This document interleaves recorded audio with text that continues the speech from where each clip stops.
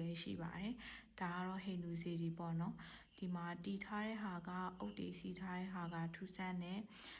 ပကံအဖေဟာပုံစံနေနဲ့လည်းမတူဘူးပေါ့နော်ဒီမှာဆိုရင်သူတို့ကဒီလိုမျိုးចောင်းဆောင်နေအများကြီးရှိပါတယ်ဒီကိုလာတဲ့အချိန်မှာတော့သူကအချိန်ကန့်သက်ရှိပါတယ်သွားတဲ့အချိန်က9နာရီ6နာရီဆိုရင်ပိတ်တာပါဒါ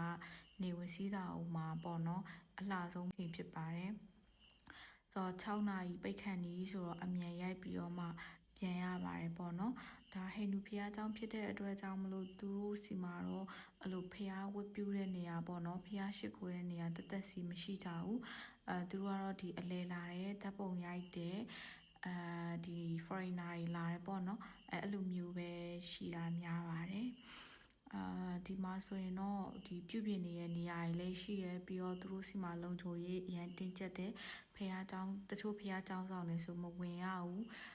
အထဲဝင်လို့မရဘူးအပေါ်တက်ကြည့်လို့မရဘူးပေါ့နော်အပေါ်တက်ကြည့်လို့ရတဲ့ဖះတွေလည်းရှိရပေါ့နော်ဒီတော့ကတော့ World Heritage နေရာတစ်ခုဖြစ်တဲ့အတွက်ကြောင့်မလို့စီကန်းတော့အရန်ကြီးပါတယ်ပေရှူထောင်းကပဲရိုက်အရန်ကိုလှတယ်ပြီးတော့အနုပညာလက်ရာတွေကလည်းအသေးစိတ်တာကိုတွေ့ရပါတယ်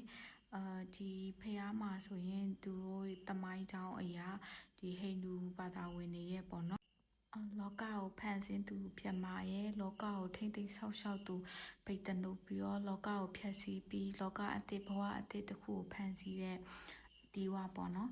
ဒီဖះတွေကိုတည်ထားတာလေဒီဖះသုံးပါးကိုဥတည်ပြီးတော့မှဒီဝါကိုအလဲမှာပေါ့နော်ခြံရံပြီးတော့တည်ထားတယ်လို့သူတို့ကတော့ဆိုပါတယ်ဒီဖះတွေမှာဆိုရင်တော့အဓိကလာတော့သူတို့ကနော်နေဝင်ချိန်ကိုအဓိကလာတယ်ဒီကနေပြီးတော့မှနေဝင်ချိန်ကလာကြည့်ကြတာပေါ့နော်ဆန်းဆက်ကိုစောင့်ကြည့်ပေးတဲ့အတွက်ကျေးဇူးတင်ပါတယ်ရှင် bye bye